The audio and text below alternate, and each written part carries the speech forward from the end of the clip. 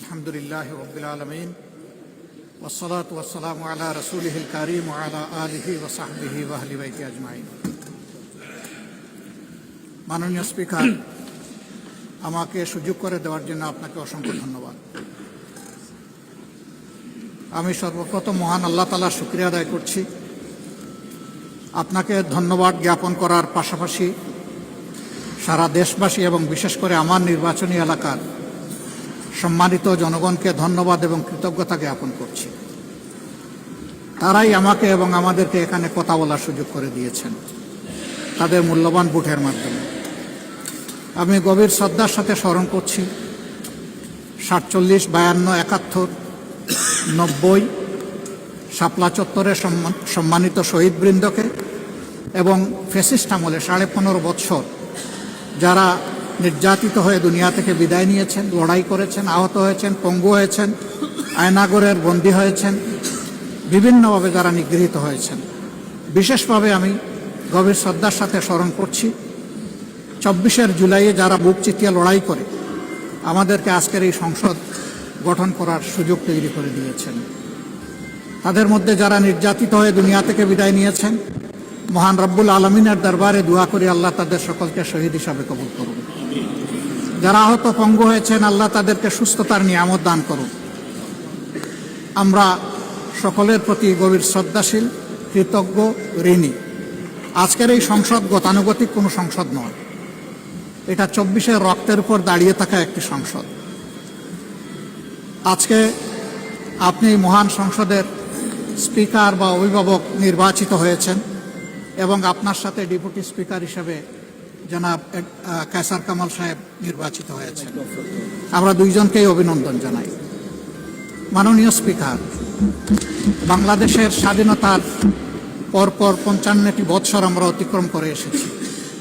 এই দেশের সংসদ এবং সংসদীয় রাজনীতি সত্যিকার অর্থে খুব কম সময়ে কার্যকর ছিল। অল্প যেটুকু সময় ছিল জনগণ তার সুবিধা পেয়েছে। বেশিরভাগ সময় ফ্যাসিজমের কবলে পড়ে এই সংসদ ছিল অনেকটা দামি সংসদ, অকার্যকর। এবং আপনি যে বিরল সম্মানে আজকে ভূষিত হয়েছেন, এই জায়গায় অভিভাবকত্বের দায়িত্ব যারা পালন করেছেন অতীতে, তারা নিজের উপর, সংসদের উপর, দেশবাসীর উপর, গণতন্ত্রের উপর, মানুষের অধিকারের উপর তারা সুবিচার অনেকেই করতে পারেননি।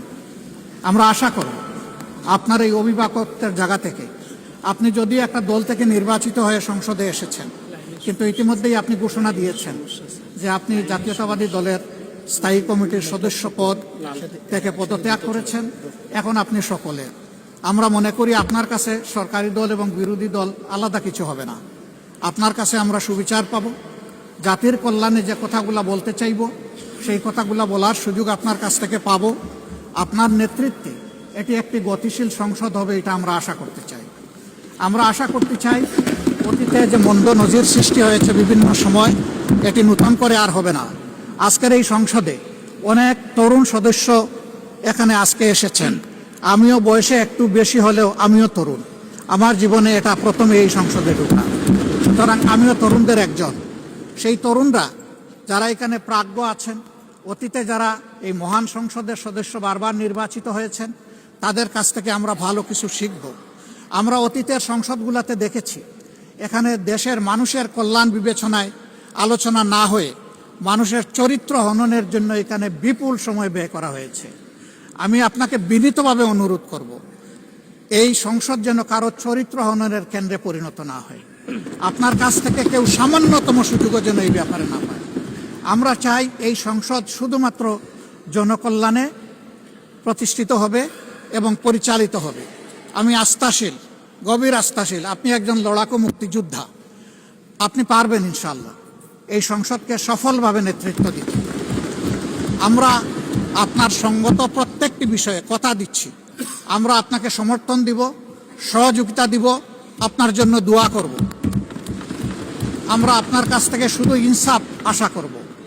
আপনি যদি এই সংসদের উপর ইনসাফ করেন, তাহলে 18 কোটি মানুষের উপর ইনসাফ করা হবে। কারণ রাষ্ট্রের গুরুত্বপূর্ণ 3টি অঙ্গের এটি হচ্ছে সবচেয়ে গুরুত্বপূর্ণ অঙ্গ। এই অঙ্গটা যখন সুস্থ সবলভাবে পরিচালিত হবে, বাকি 2টা অঙ্গ সরাসরি সেইভাবেই কাজ করবে। মাননীয় স্পিকার, আবারও বলি, জুলাইয়ের রক্তের উপর দাঁড়িয়ে এই সংসদ। জুলাইয়ের একটা প্রত্যাশা ছিল, একটা মাত্র স্লোগান ছিল, উই ওয়ান্ট জাস্টিস। আমি আবার এটা এখন উচ্চারণ করলাম, উই ওয়ান্ট জাস্টিস। আপনার মাধ্যমে সমাজের সকল অসঙ্গতি, অন্যায়, অপরাধ, দুর্বৃত্তপনা, এটা রাজনৈতিক হোক, অর্থনৈতিক হোক, সাংস্কৃতিক হোক, এই সবগুলার অবসান ঘটবে এই সংসদকে কেন্দ্র করে।